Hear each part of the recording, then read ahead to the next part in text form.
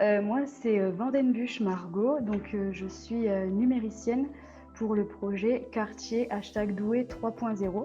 Donc, c'est un projet qui porte sur les usages du numérique.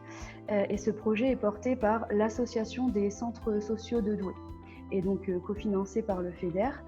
Et c'est un projet qui va toucher tous les publics, que ce soit les adultes jusqu'aux enfants et aux seniors.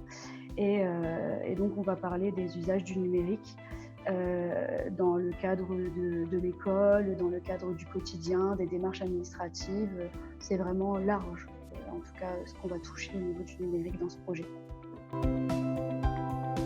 Effectivement, ça a été un peu soudain de se retrouver chacun chez soi. Après, j'ai pas forcément mal vécu la chose, dans le sens où je suis équipée chez moi et donc du coup les outils numériques, je sais m'en servir. Mais par contre, effectivement, il y a eu une méthode professionnelle à adapter au niveau de l'équipe. On a travaillé avec des visioconférences, ce qu'on ne faisait pas avant. Il a fallu aussi accompagner les professionnels qui sont avec nous sur les centres sociaux, puisque là c'est pareil, c'est toute une autre méthode de travail, et encore une fois c'était beaucoup dans l'urgence du coup. Donc ça a été un peu compliqué parfois, mais on s'y est tous mis, et ça s'est plutôt bien passé. La priorité était surtout de garder le contact avec nos publics, de pas les fragiliser encore plus, et donc du coup de pouvoir essayer de les dépanner avec le téléphone pour les guider sur une installation d'une visio, d'un outil visioconférence, ce genre de choses. Mais effectivement, au début ça n'a pas été simple, il a fallu qu'on trouve nos marques tous, et petit à petit les choses se sont faites. Mais oui, effectivement c'était quelque chose qu'il a fallu faire rapidement, s'adapter rapidement en tout cas. Alors le projet va porter sur plusieurs phases et plusieurs publics, c'est-à-dire que on va parler avec les enfants du classe.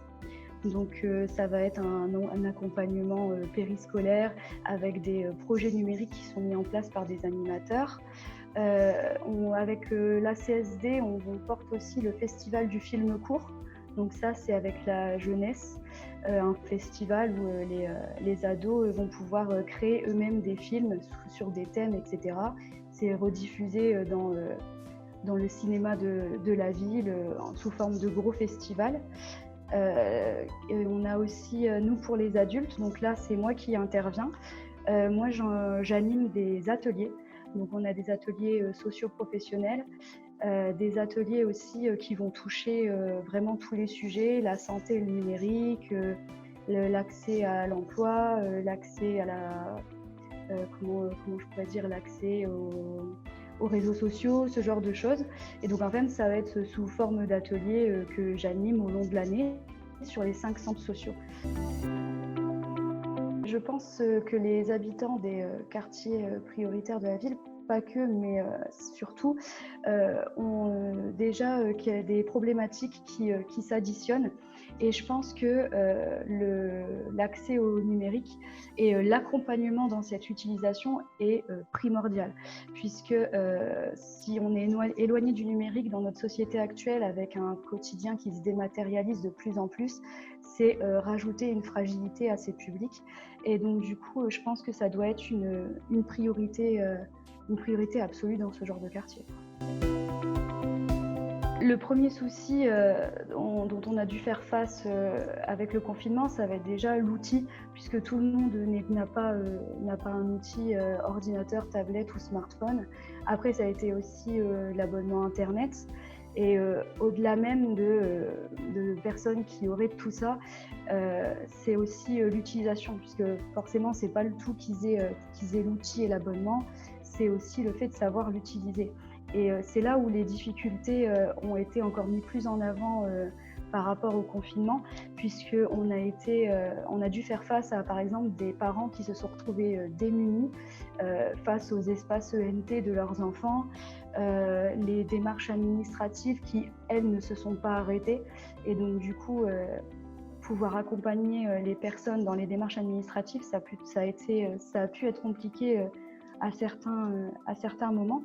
Et effectivement, ce qui a été mis en avant par rapport au confinement, c'est ça, on a beau avoir sur certains foyers l'outil et Internet, si on ne sait pas l'utiliser, là, ça va poser un souci, surtout quand le face-à-face ne peut pas être fait avec la personne en temps de confinement.